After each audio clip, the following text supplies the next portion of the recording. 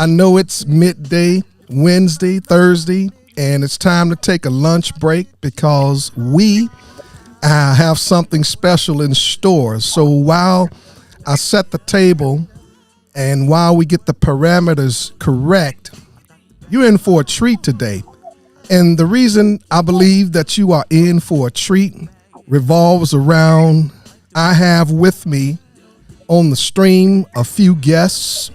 And before I introduce who they are, what we have in common is that we're all PKs. We are pastors' kids. And we have a much different experience growing up than anyone else. And I can personally attest to this.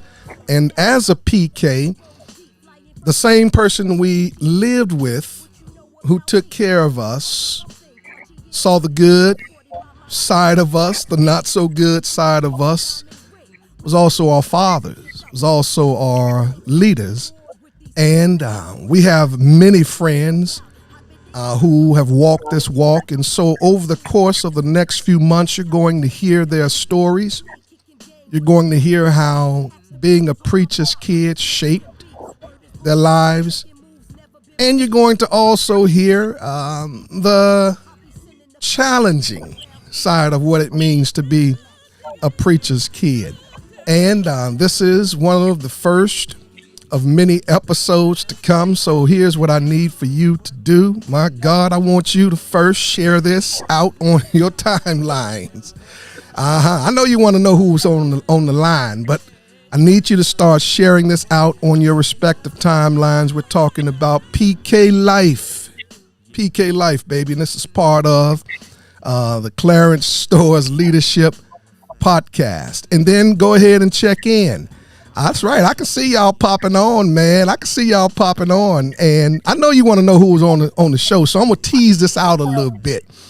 The moment I mention that last name, everyone who's a part of Christendom, everyone who's a part of church life, you're going to know immediately that name rings loud. That bell rings loud. And I know you are waiting in anticipation. I want to make sure that you shout it out and let everyone know that we're on and that this is a special episode, special podcast.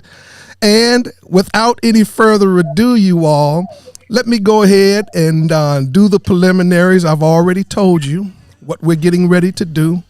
This is a PK moment. It's about that PK life, baby, what it means to be one. The view from our pew, the view from our side. And so with that stated, I want to officially welcome you to the Clarence Stowers Leadership Podcast. Welcome to the Clarence Stowers Leadership Podcast, a podcast about becoming 1% better every day.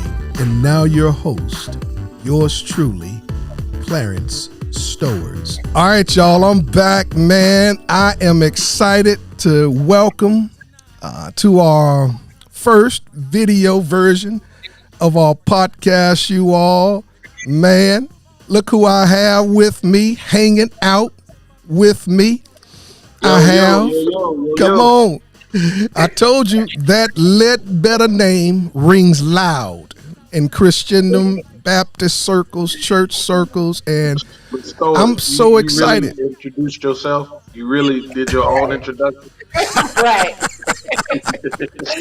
Oh, you know it, man. Sometimes you got to stay a little bit professional, but you know how it goes. That's the podcast stuff. But y'all, I have with me, and I get a chance to introduce my friend, my little bro. I'll start with my little bro, the legacy carrying, millennial trailblazing, scholar with a holler, young man with an old soul. Yeah, that's him. That part is him. That part is him. That's part is him. A historian and a poet, but an urban theologian, y'all. I have with me today the Reverend Dr. Ernest Franklin. I got to say your government name. Don't Ledbetter. Don't do that. Don't do that. The F was always mysterious. Oh, my bad. There's so much history there, man. We're going to get into that. So much history there, but we're going to get into that. Ernest F. Ledbetter III, and I have with me also his big sister, Ernesha Ledbetter-Miller. Give a shout out to my fellow legacy carrier, Pastor John Miller. And I have my baby sis with me. What's up, people? And we call her, I ain't going to tell you what we call her. I can't share your nickname, all right? Thank you. Okay, I can't share her nickname, y'all. She's good and grown. I'll share Ernesha's if you share hers. That's messed up, boy. Oh, man. I got about 5 of them I can share. You got about 5 of them you can share? All right, we're gonna keep it PG, and if we get a chance to do that, and we'll do that. Marcie, man, I want to first and foremost, thank you. Marcie project managed this from beginning to end. And if you're in need of a project manager to manage all of your projects, affairs, social media, we'll have information about Marcie in the show notes. We just decided today as PKs that we were going to go live. We were supposed to record, but I got some incredible people, and we're going to talk a little bit about that PK life. So go ahead and make sure you share this out. Make sure that you tag a few people. If you know some PKs, get them on. Tell them they need to be here. And if you know some that we would like to interview, they can connect with Marcie and she'll get the ball to rolling. Man, all right, we got your boo on. Your boo is on. And Number one fan. what's up, John? Good to see you, man. What's going on? My wife, we were just talking. I just happened to go on Facebook. Nobody told me nothing. PKs, baby. We just decided today in the moment to come on and be a part of this. So tag every PK that you know, and we would greatly appreciate it. But I want you to give a snapshot into the lives of those who walk this path. So with that stated, I want to get started, man. We'll start with the beautiful sister. We're going to start with you, Ernesha. Do me a favor. Tell us a little bit about yourself. I'm older than him. I'm not his twin. Everybody thinks we're twins, but we're not. Let's see. I'm the third of the 4. Technically, not the middle child, but the middle child. I'm the baby girl, and life was good. It still is good. I'm married for 8 years to the wonderful and amazing Dr. John Miller II. I have 2 beautiful children, and man, I am finally learning to just live and just be, if that makes sense. Makes a lot of sense. Man, I have made some drastic changes in my life over the past week, and I'm happy about it, and I'm okay with it, and I'm at the point where if you ain't okay, that's okay, because I'm okay. Wonderful. That's me. That's big sis speaking right there. And I tell you, girlfriend, you hit it. I knocked it out of the park. That's a little bit about who Ernesha is, and we're going to hear her incredible story as well. Legacy bearing brother, man. So proud of you, my brother. Tell us a little bit. Who is E.F. Ledbetter the I III? am pastor of Mount Pisgah in 2 years. It will make, in 2 months rather than make 8 years that I've been the pastor of the church. I'm a new up-and-coming artist. Got some music on all digital platforms. 3rd-generation Black Baptist pastor. Youngest pastor of Mount Pisgah's history. And like Sis said, I'm becoming comfortable knowing that I'm not just a preacher. I love that. And we're certainly going to unpack that as well. And thanks for sharing, especially the artist piece. Man, love it, love it, love it. Last but not least, the baby of the bunch, my baby sis, is on with us. And so she's going to tell us, come on, Marcie, tell us a little bit about who is Marcy Wilson. I am the best sister ever. That's right. No, seriously, I am so excited to be here today. I am Marcie Wilson of marciewilson.com, and I love all things I want to make Jesus famous. That's all I really want to do. And so I want to do that through so many platforms, from helping people to write books, helping them to manage any projects they have going on through social media. And so I too was as a PK, I grew up, but I'm also a pastor's wife. And when my husband decided to step away from full-time pastoring, that is when I was able to kind of break out, I guess, and blossom and see God use me in so many other ways, because I had so many other talents that were hidden. And so now I am tapping into everything that God has for me. So just be on the lookout, because I may be coming to a city near you. And there you have it. As you can see, that's right. That's right. Somebody's giving shout outs today, man. Somebody's giving shout outs. Hey, Mama Led. What about me? My son. What about my daughter? Oh, she ain't playing either. That's right. She said, my baby girl, Ernesha. Come on, Mama Ledbetter, man. Let them folk know you're proud. Oh, yeah. Queen is in the house. And there you have it. We had an introduction of who we have, and this is so wonderful. So if you haven't already shared this out, please do so that others can gain value. We want to dive right into it. And my goal today is just to help everyone get to know you a little bit better, kind of know you all like we do. We know each other in a different but yet special way. And so we want to talk a little bit about expectations. Growing up as a preacher's kid, a PK, sometimes there are unrealistic expectations that are placed upon us, and it puts us in a position to whereas we are expected to do things that only God himself can do. So what I'd like to hear is, tell us about a time when unrealistic expectations were placed on you, and then how did it make you feel? Let's talk about that. Who's going first? Whoever grabs the mic first. I'll say I didn't get any unfair expectations simply as a PK, but once I began preaching, that's when I started to feel the press. I accepted my call at 7 years old and began public preaching at 12. And you never know the damage that it can do to you to hear at 13, 15, even 18, 19, or 20. He good, but he ain't nothing like his dad. And it's just like, I almost cussed. That man been doing this. Other episode. 40 years. He's been doing it for 30, 40 years. So, of course, I'm not going to be as seasoned or of the same quality. And so I battled with that for many years until I found my own voice.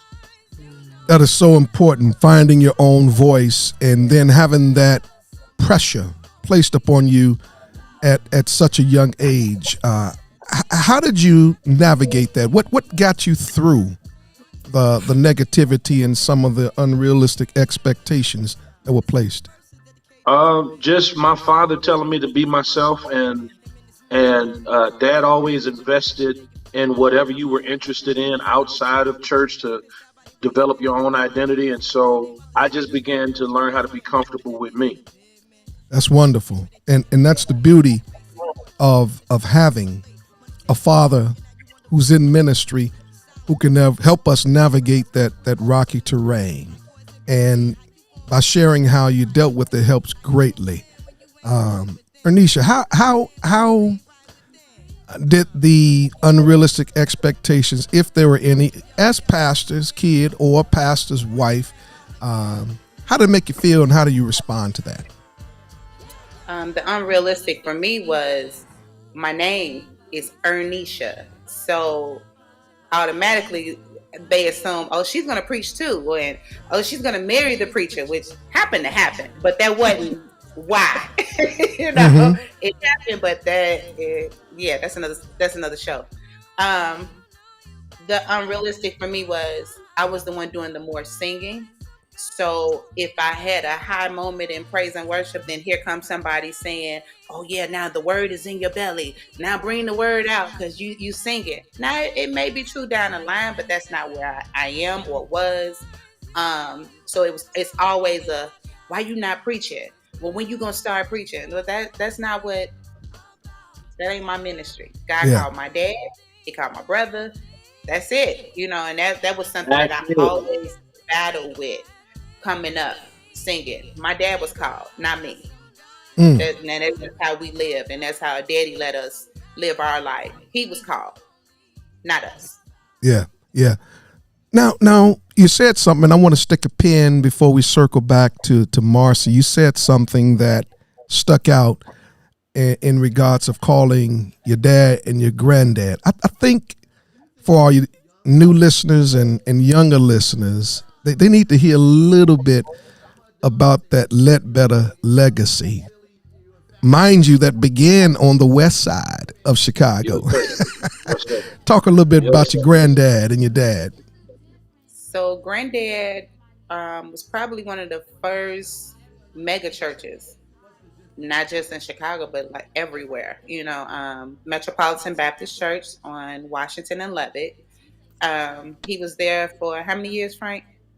30 years. Yeah, about 30 years. So huge guy in physical appearance, but a huge guy in ministry. Yeah.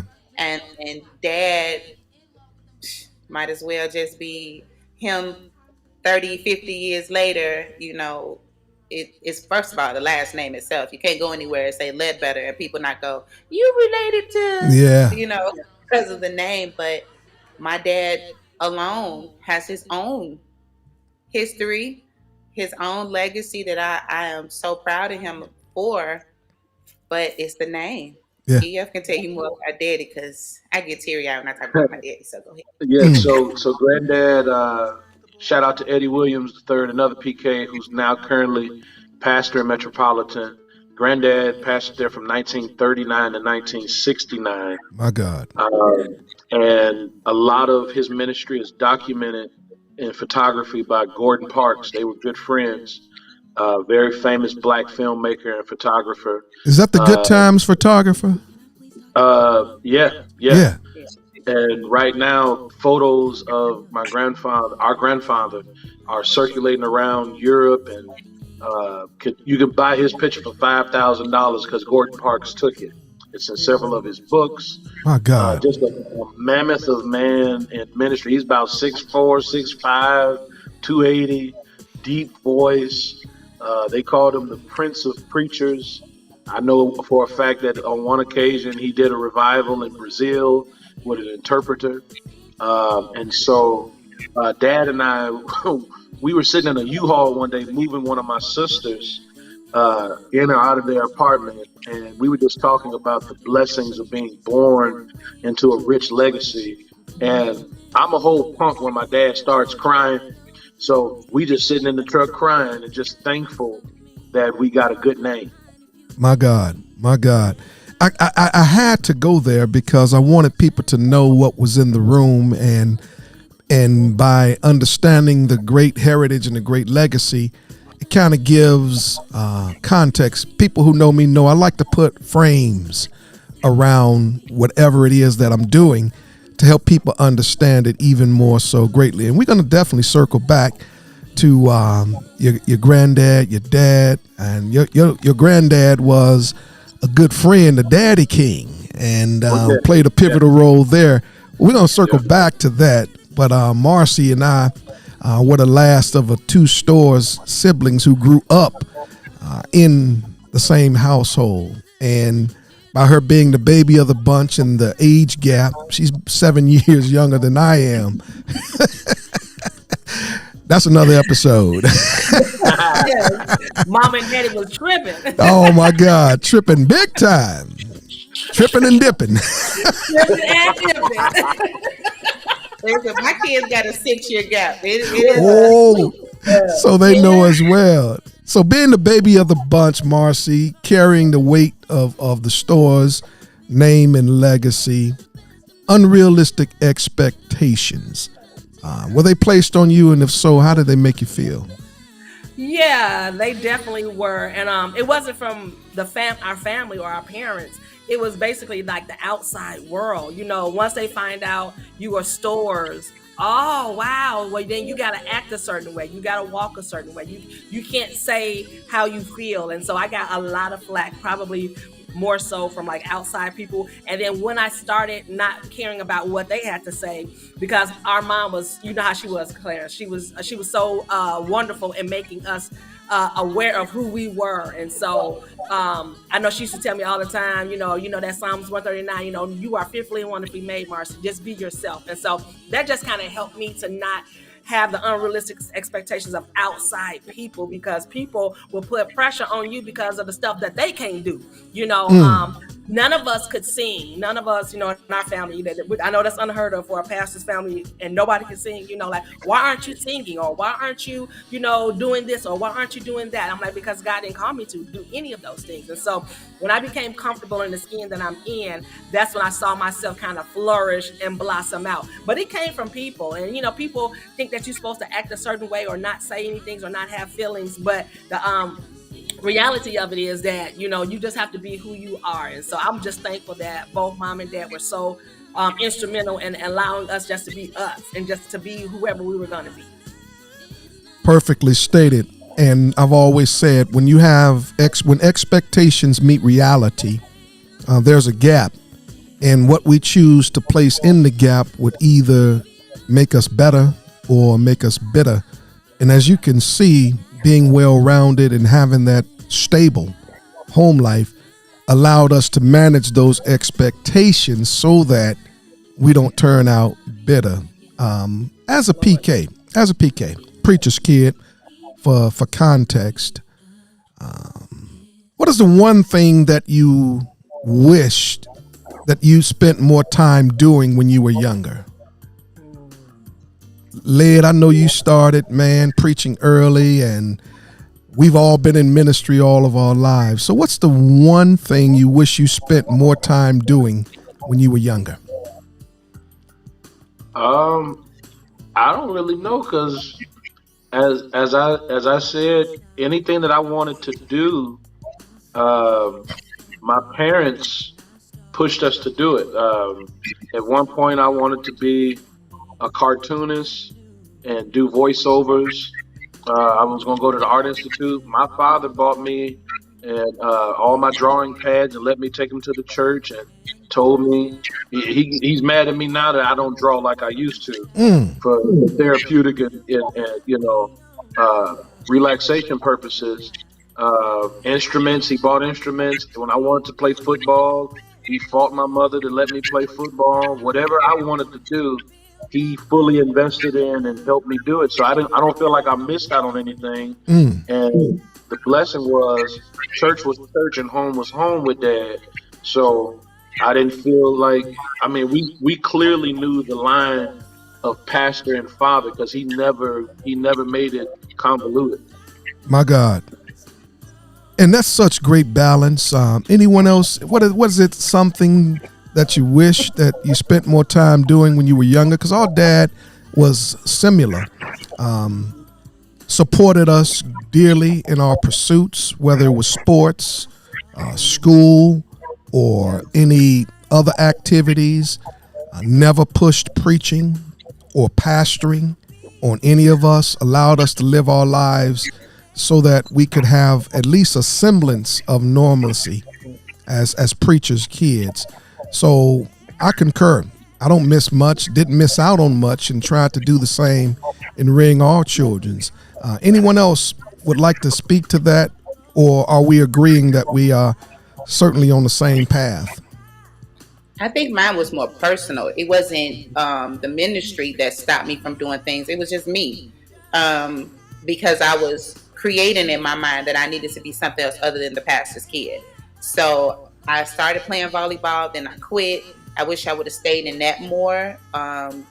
and softball. Because when we got to the high school years, Dad didn't.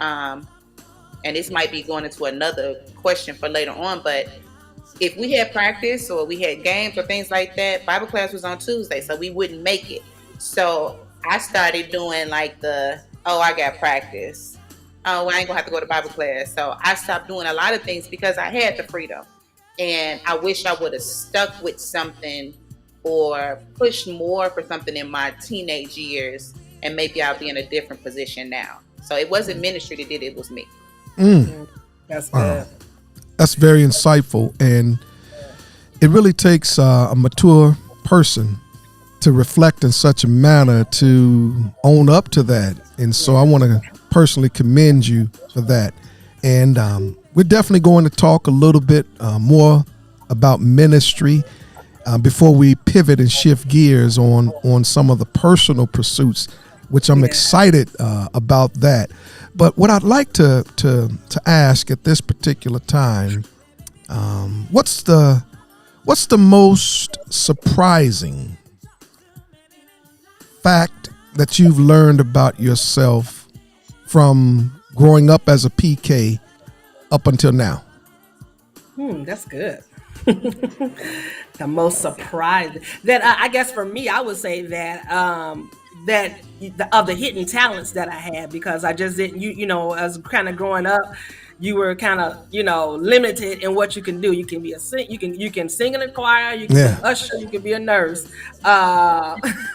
you can do those things, but but there were so many other things that you could do in the ministry. There was so many other things that you could do for Christ. And so the biggest surprise for me were the hidden gifts that I have and that are yet still evolving. And so I feel like if you just stay open, man, God is going to literally blow your mind. Hidden gifts. I have to stick a pin right there. Hidden gifts such as.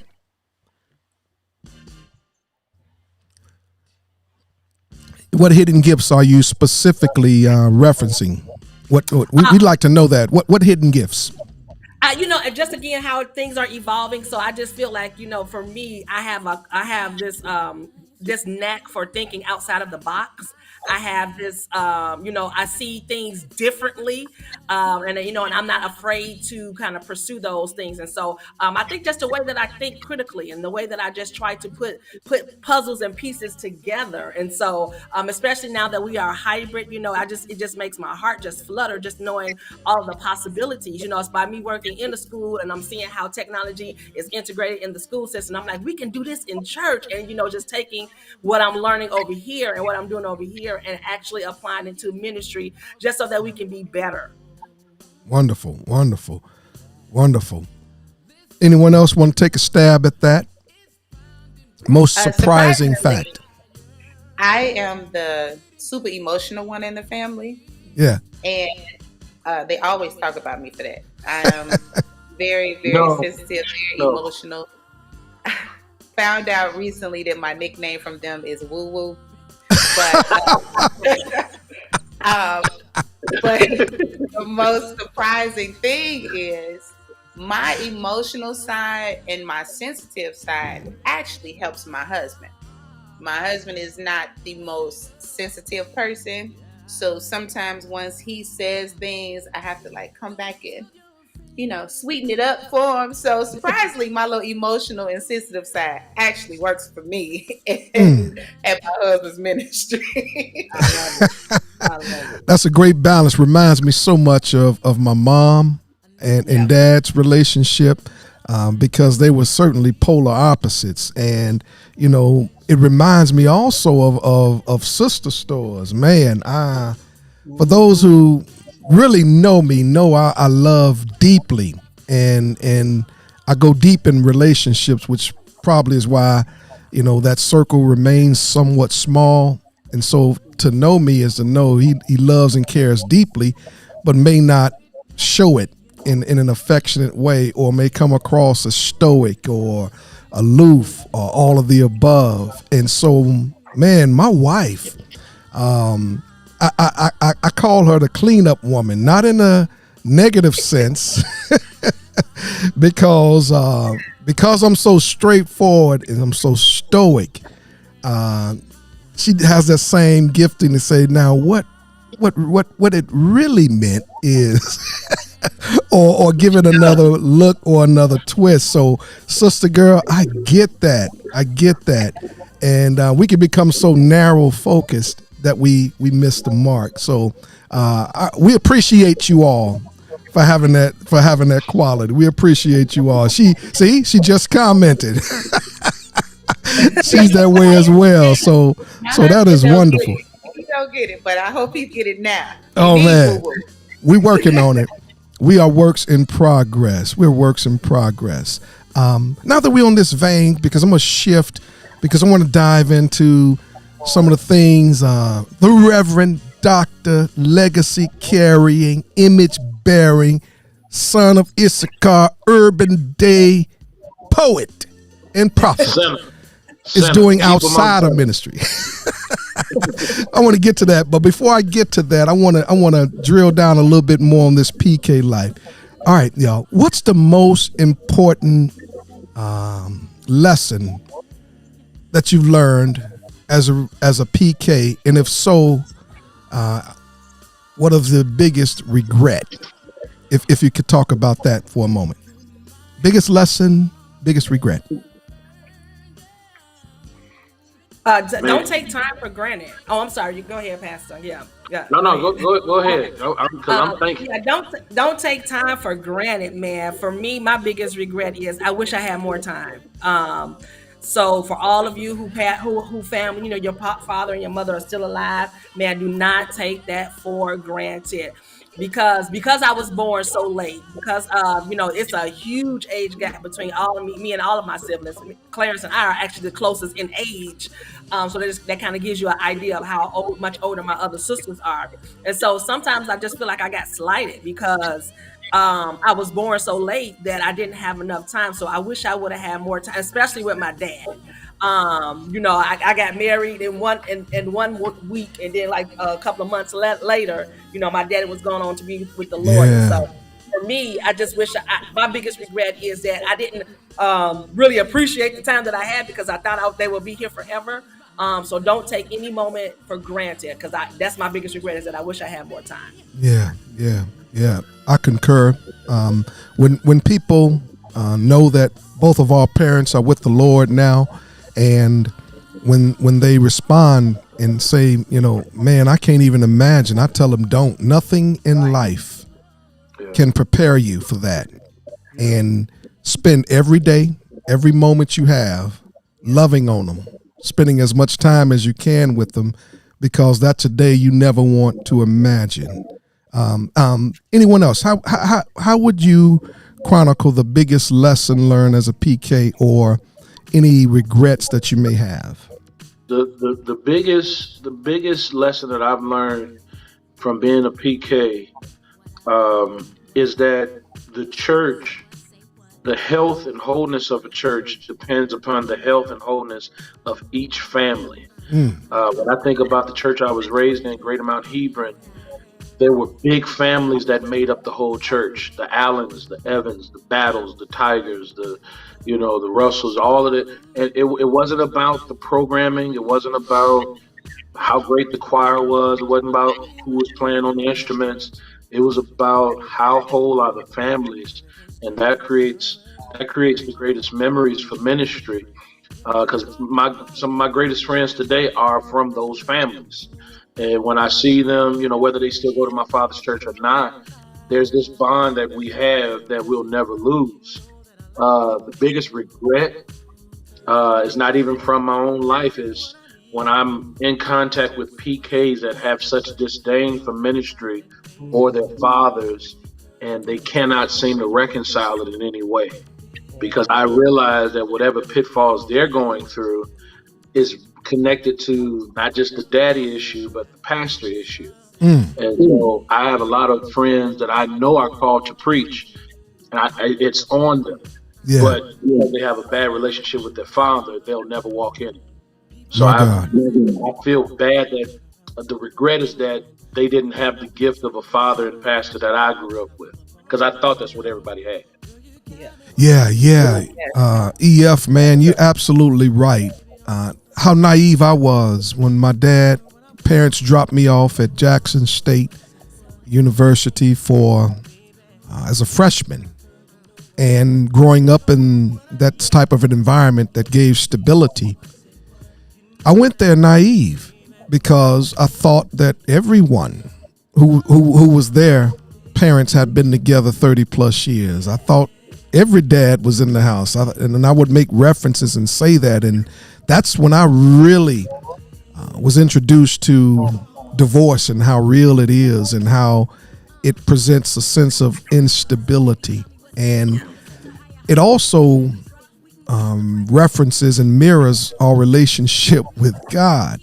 When we say God is a father, man, because we have an earthly view of all fathers. And if that earthly view has been tampered with or skewed, then there's great difficulty in connecting with God. So I'm glad that you brought that out, because, man, I can feel your heart on that. And it's certainly an important subject for such a time as this. What about you, Ernesha? Any regrets? Any lessons learned? Not sticking closer to my mom during my growing up years, becoming a woman for the position I'm in now. Not that anything is going on, but just to, learn more from her in this position. But, man, she was cool, though, because she showed me what to do at home. And she showed me what to do at church, too. But I'm more appreciative of the woman she was at home instead of looking at First Lady. If anybody knows Lydia Ledbetter, she is Lydia at the church. She Lydia at home. She Lydia everywhere she go. You know what I mean? But she really provided a lot of that. You are your own person. Be you. Like I said, if you know my mom, you know there's just one Lydia Ledbetter, and I wish I would have stuck with her more, not knowing that this would be my life. But now that I know, I would have followed her more. I would have asked more questions. I don't know.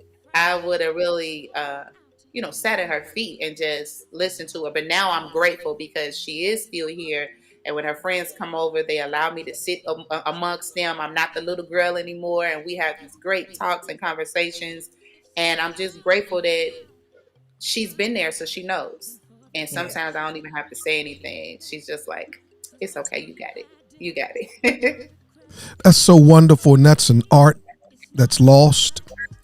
I used to love those drives to Covington and Brighton, Tennessee, when my parents would ship us off for the summer to spend time with relatives in the South. But I would pretend as if I were asleep because I just wanted to listen in on the conversations that my mom and dad and uncles would have, and just that history. And that's why I can talk to EF all day. This guy's a walking historian of church life. Come on, man. A walking historian of church life.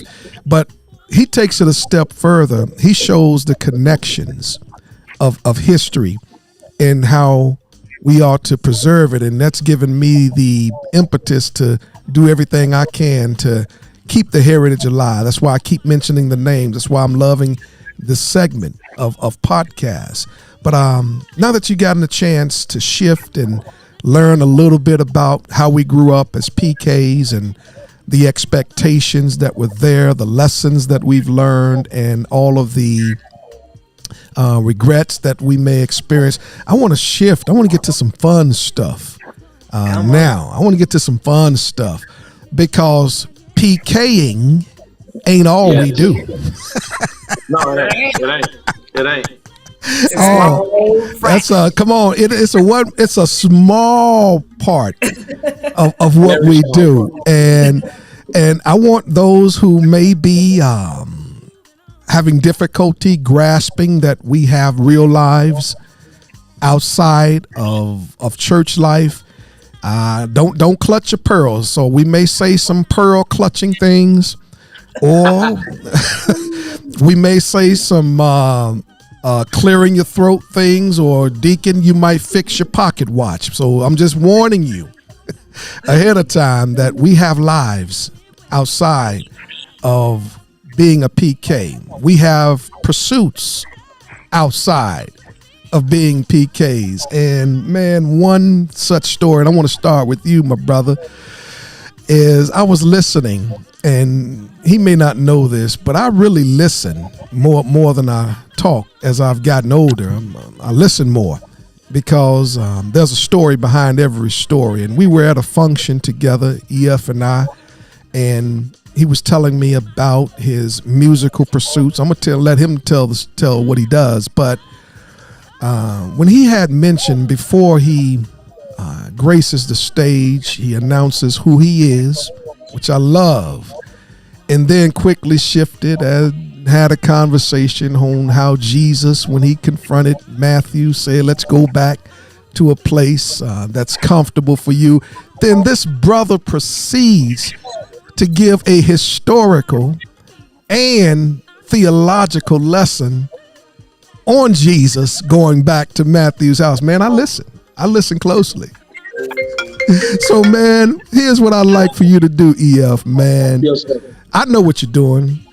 Yes, Marcie sir. knows. Ernesha knows. I want the world to know, man. Man, what are you doing outside of being the pastor of Mount Pisgah? Come on, man. I set it up for you well, brother. I set it up for you well.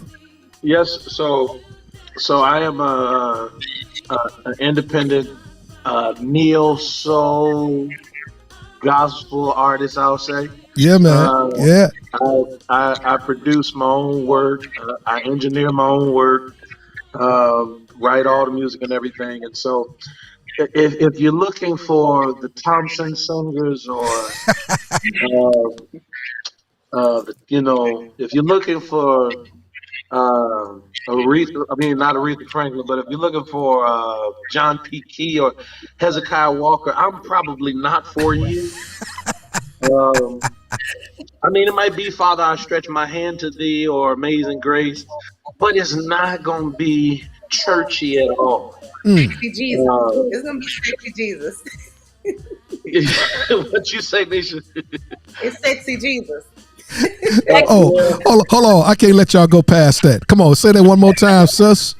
It's sexy Jesus. Sexy Jesus. Ooh.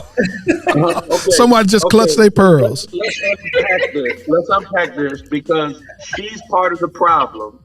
I got 3 older sisters. I'm the only boy. Shout out to Naomi in Vegas, Manetta here in Chicago, and Ernesha. Manetta and I, that's my fun sister. That's my second mama. All the fun, all my secrets, Manetta got. Naomi's my academic sister. Business deals, school scholarship. I talked to Naomi about that. But Ernesha is my creative sister. If Mint Condition is in town, I'm buying at least 2 to 3 tickets because me and my sister gonna go. Ernesha is one of my greatest creative inspirations.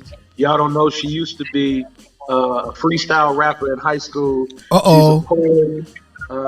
She's a singer, and she showed that she's not just a gospel singer, but she's a soul singer. And so I've always admired my big sister in that. And then it's my parents' fault as well. We only listen to church music on Sunday on the way to church. Come on, man. That's the only time the Ledbetter family listens to gospel music, on the way to church.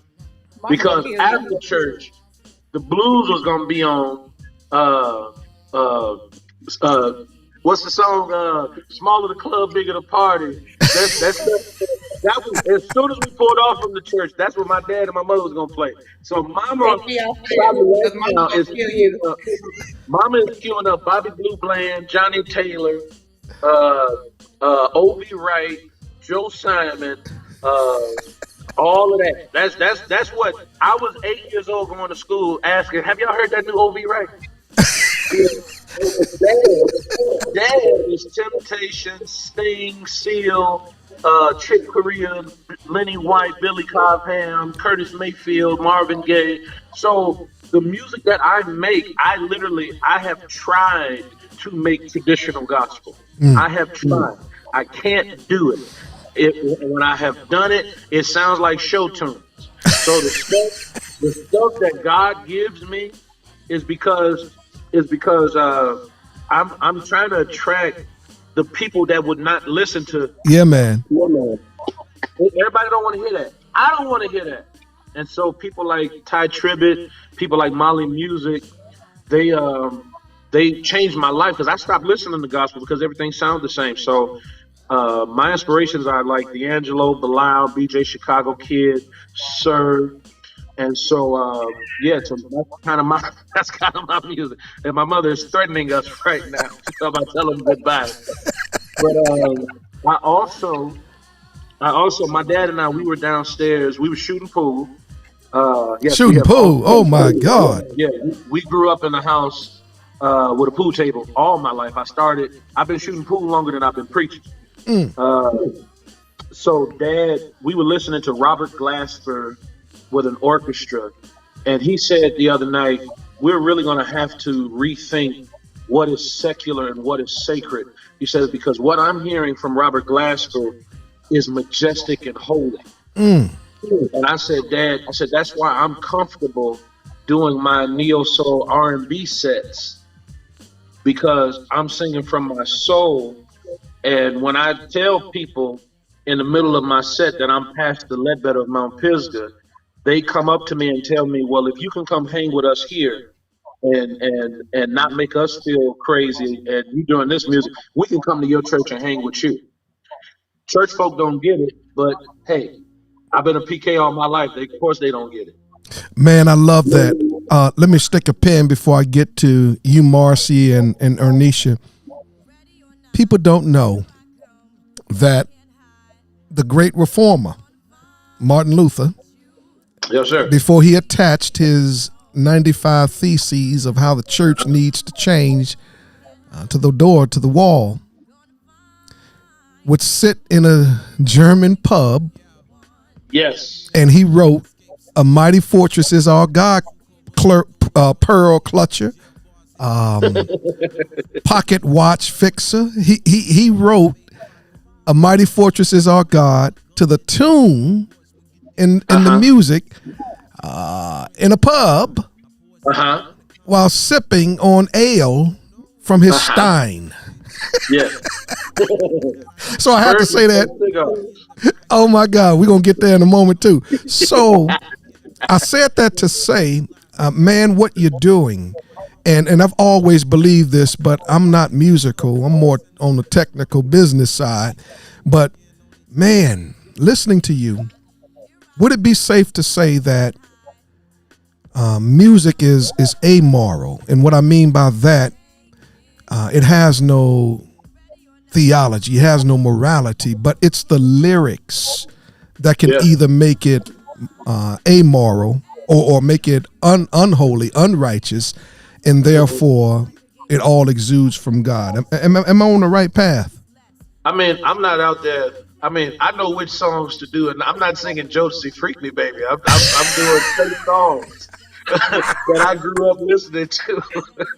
I mean, there's a time and place where Jodeci will be the hymn, but no, I'm not doing that. I'm not doing that. I'm doing good music that feels good to the soul. Yeah, man. What, Ernesha, how about you, sister? What's going on? Oh, go ahead, brother. The best singers that we love are PKs. Yep, that's the truth. I feel you. Yeah. Before you go on to Ernesha, Pastor Ledbetter, let us know where we can find this sexy Jesus music. Sexy Jesus, I'm telling you. Well, you can find all of my music on Spotify, on Tidal, on YouTube Music, on Amazon Music. Search EF Ledbetter III. EF Ledbetter III. Anywhere you can stream music, you can find it there. TikTok, Ustream, anyway, you can find it everywhere. Man, absolutely. And you all, what we're going to do is have all of the links ready for what EF just shared, and we'll have it in the show notes and all of the links and connections for Ernesha and Marcie as well. We'll have all of that for each and every one of you all to glean from. And Mom is just on it today. Mom is on it today. She said, don't forget Lloyd Ray. I'm getting to that. I'm getting to All that. right, all right, The my show's still God. going, man. Come on, Ernesha, talk to us. Well, I do life music. I did a concert for my birthday last year, and I started out with the a prayer by Jill Scott called "Hear My Call," and that was about as close to church as you get that night. I also did "Broken" by Shekinah Glory, but I mixed it with Coldplay and Janae Mm. Aiko, and but I kept saying, "This is not a church night. This is a life night." When the first time I got my heart broken, I did not turn on Yolanda Adams. I was 12 and I turned on Unbreak My Heart by Tony Braxton. Oh. And then when I was in That high lady was school, and playing I that. really, yeah. When I was in high school and I was really crushed, I turned on Ain't No Way by Aretha Franklin. I didn't turn on Aretha's Precious Lord album or whatever else. It was Ain't No Way for Me to Love You If You Won't Let Me. I'm Mm. 15 listening to that because that's where my heart was. So when I'm singing Sting, I'm sending SOS to the world. It's because somebody else is struggling. The music is supposed to heal. And sometimes Mississippi Mass don't fit where I'm at. Sometimes I'm just happy being me. And even though that's Donald Lawrence, it's still a feel good song because I'm finally happy with who I am.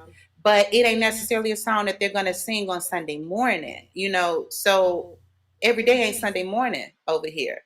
Some days it's Thursday nights and it's storming, and I need to know that I can get up from this, or I need to know or tell my husband just how much I love him in the form of a song. It ain't from Fred Hammond, you know? So I do life music. So sometimes I will do one of my sets with a gospel song. And depending on where God moves, I combine whatever else because I take God with me everywhere I go. So you never know what's going to happen. Now, I don't sing Tonight is the Night, you know, but I do sing. But I also do a disclaimer whenever I do my shows. You know, I'm the pastor's daughter. I'm married to the pastor's son. My brother's a pastor. I do that at every show. And then I say, if I can do it, you can do it. Because sometimes when people know who I am, it kind of stops them from enjoying the moment. But when I say, hey, this is rock steady, we're going to dance, we're going to have a good time tonight, it takes all of that off. You know, my name alone comes through in the door with ideas of who I am instead of just seeing Ernesha. You see Ledbetter, you see Miller. And a lot of people ask why I didn't drop the names because Ledbetter opens up some doors and Miller opens up some other doors too. So when I put it together, it's like, oh, that's that Ledbetter girl that married that Miller boy. Yeah, let's use her. So I just do what fits for my life. And I love it. I love it that you love it. And because you love it and we all love it together, I thank God for just opening up your heart. Marcie, what are you doing? I went to Ernesha. I'm like, yes, I'm Marcy. I don't have a middle name because I guess my parents was like, look, you a oops baby, and I got 4 other kids. You ain't getting all that stuff. So I don't have a middle name, and so I left Stowers on as my middle name because I'm with you, Ernesha. Let Stowers gonna open up some doors, and Wilson gonna open up some other doors. So I'm gonna put it all together. But for me, I always wanted to sing. God didn't give me that gift because He knew that I would probably be on stage acting a fool. So I am thankful for my gifts though, because He has given me the gift of administration. He has given me the gift of being able to lead and things of that nature. And so if you listen to our previous podcast that Clarence and I did together, I was telling him that I'm calling myself a spiritual doula, which means that I am helping people who have ideas and dreams and goals. I am helping them just like a doula would bring forth a child. I'm helping them to bring forth whatever that is and push it into their destiny. And so that's what I do. I project manage. I am so passionate about helping churches and pastors with the transition to hybrid church. So I have a group called Social Media Ministry where I'm trying, to help people brand themselves and carve out just their little space in online. So I definitely love doing that as well. And I'm also helping people who want to write books published. I have a new author that is coming out next month, and I'm so excited excited about her. She trusted me with the entire process. I've been helping authors along the way, just, with other tools and skills, but she's the first person that I have produced and published in its totality. And I am so Love it. excited about that. So that's who I am. So if you need any of those services, you can find me at marciewilson.com, and I am your girl, and I will hook you up, and I do it with so much passion and enthusiasm. My God, man, I tell you, we got some incredible people here. And man, just what you shared, Marcie, I'm telling you, it gives great hope to know that you're helping others to pursue their passion and reach their dream. And both Ledbetters are performing. Now, do you all perform together, or No. you're pursuing separate tracks? No, You said that emphatically. Come on, you got to unpack that. because people want us to be BB and CC, and that's not who we are. It's just not. I don't sing with him. He don't sing no song with me. Yeah. We might back each other up, but no. No. No. I think he's great. My brother is one of my favorite singers, but I think the more we do stuff together, people would never see us separate. They already want to make us twins all the time. And so that's just a part of our career that we just choose to separate. We go to each other's shows. Mm-hmm. He's more so at mine because I got kids, so I can't go to every one of them. But we support each other. I check them. What songs you doing? Okay, next time, let's do this, let's do that. Ooh, you should add this, you should add that. Because I don't want him to be out here, just doing any old thing. I know what fits him, but we'll never. You said something. Hold on. Let me stick a pin here, EF. 1 second. I'm gonna come back to you because I know you got something profound to say. You said something that I've got to stick a pin in, and I want to hit that rewind button about if they see you together, they'll never see you separate. That is, I don't know how profound, man, that is very profound what you just said. And I love that you have a common gift, but yet you're individual in your approach. Man, that is huge. Huge. Dad always called, this is the family business. This is what we do. And he said one Sunday he looked up and he turned around and we were up there for praise team. We were directing the choir. We were over different ministries and things, but we were always together. It was always, not that our church didn't do different things, because we came from a bomb church. Greater Mount Hebron was absolutely amazing as far as our upbringing. But we did everything together. Okay, EF, what you doing this Sunday? Or what you doing here? What you doing there? But now we're grown and we are our own people, and we want everybody to see us separately. Love it. See us who we are. Love it. Love it. EF, man, back to you. You're about to say something, brother, that was so profound. No, it's going to be profoundly petty because they try to group us together. They try to group us together to pay us less. They know if they can get us, if they can get EF, then Nisha probably going to do background. Then we can get her to do a couple songs, and then they just going to split the money. As Package deal, huh? Yesterday's prices are not today's prices. But, in the creation of my music, I could have easily got my sisters to back me up. But God didn't tell me to do that because we already got Christ led. We already sing together on that. But what it did open the door to is that some more PKs who are musicians, preachers, and singers, the Lewis family, Steve Lewis, shout out to T-Vine, Steve Lewis Sr. and Steve Lewis Jr., the new pastor of New Friendship. He and his brother Cameron and Christopher Lewis are my background and my musicians. So now it's forged new relationships that I already had within my family. And my mother was already on here talking about Lloyd Ray, my grandfather, her father, who was a quartet singer. So that's that side. And so it's created a whole new dynamic with other family members that I have. My God, that is so rich, man. And I appreciate you sharing that. Appreciate you letting us know what's going on and giving us that brief historical overview.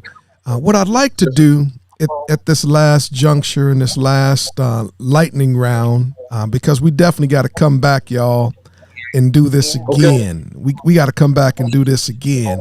So, Reverend Dr. E.F. Ernesha, I want to do this quick lightning round, and these are a few questions to kind of help us close out.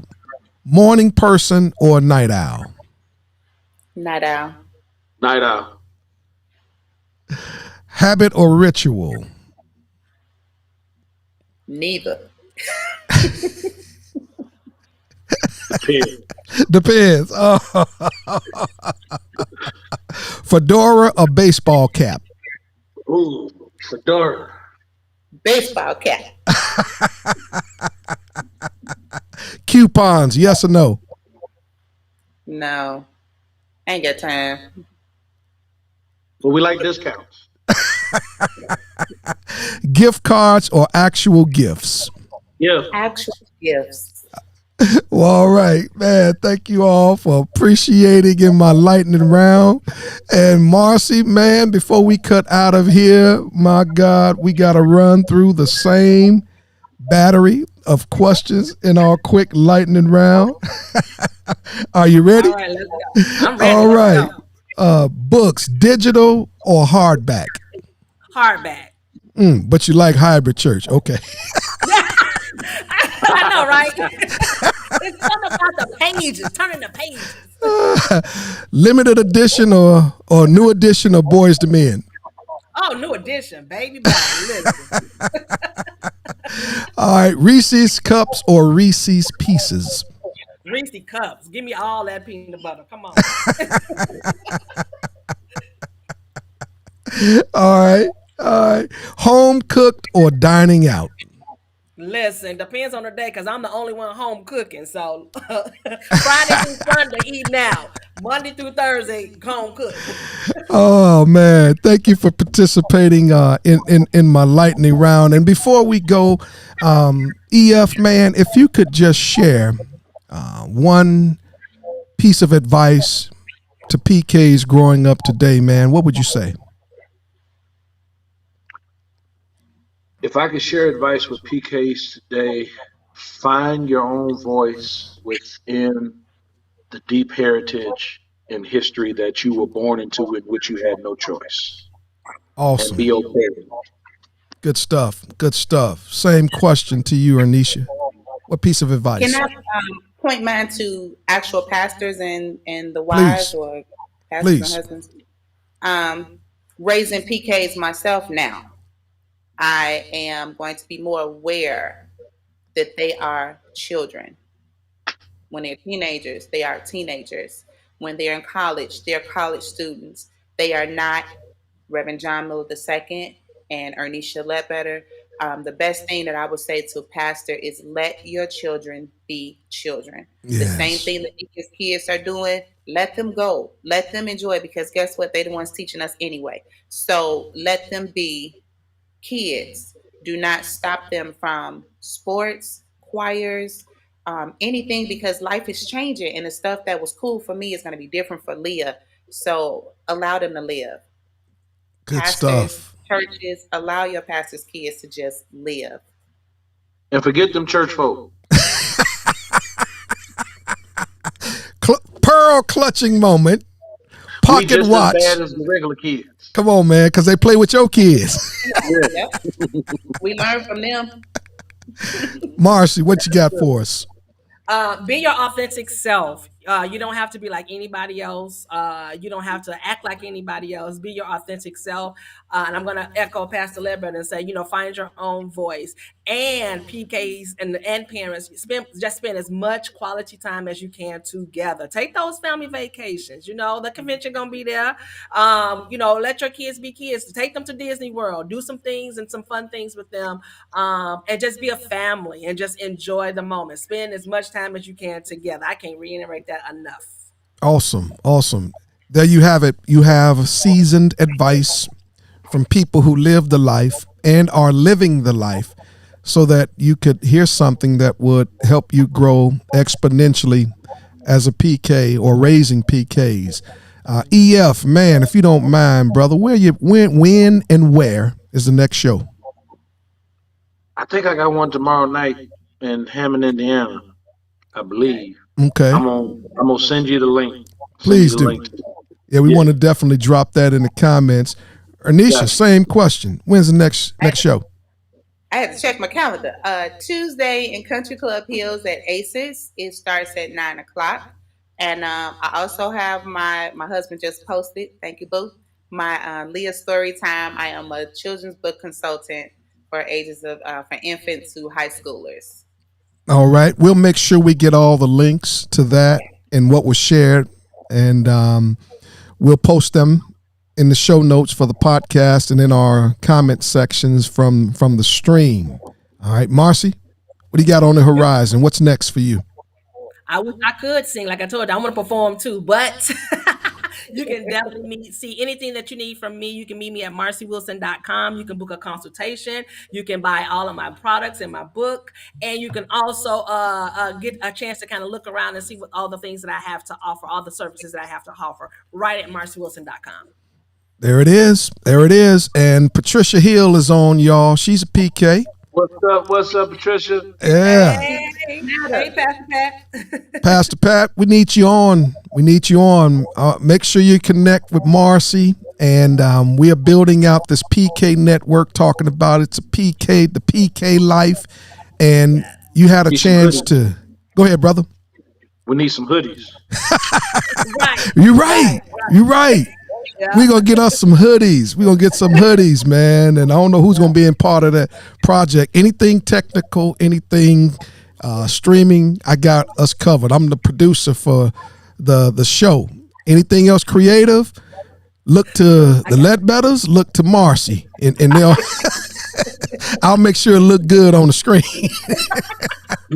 All I can give you is a hot playlist. I ain't got nothing else. Hey, we need that. We need that as well. And it's that PK Life first episode. Expect to hear more from us, and you got a chance to see how we grew up and the effects that it had. You had a chance to see what we're doing outside of our preacher lives. And I pray that this snapshot gives you some visibility of what it means to be about that PK life. All right, y'all. I can't wait to do this again. And, man, we're going to do a segment where it's just the fellas. And then we're going to have a segment where it's girl time. And all of you all are wives are married to pastors. So we got to do something with pastors' wives. But, so Marcie, you're going to be busy project managing some things. And, man, please share this out on your timelines. Tag another PK. And this is just the beginning. And if this is the indication of the beginning, this is an indication of how great it's going to be going forward. Giving my best to my man, Legacy. Got to get him on. We always have a good time when we get together and chat. My little bro. And, man, I can't believe I'm the middle-aged guy now in the room. Know, My right? God. You the old dude. I'm the old dude. Old dude. That's all right. At least I know when to get out of the way and clear the path. I know when to get out of the way. So that's another topic. That's another show. Yeah. There it is. We got plenty of them. All right, y'all. Thank you for giving me an hour and 8 minutes of your day. I hope you enjoyed your lunchtime, spending it with us. And I can't wait to see you all the next time for our next episode about that PK life. And until then, may the Lord continue to prosper all of you all in every area of your lives. And I can't wait to connect soon. Have an amazing weekend, y'all. Too. Thank you. Thank you. Take care. Take care. Take care. Oh, one.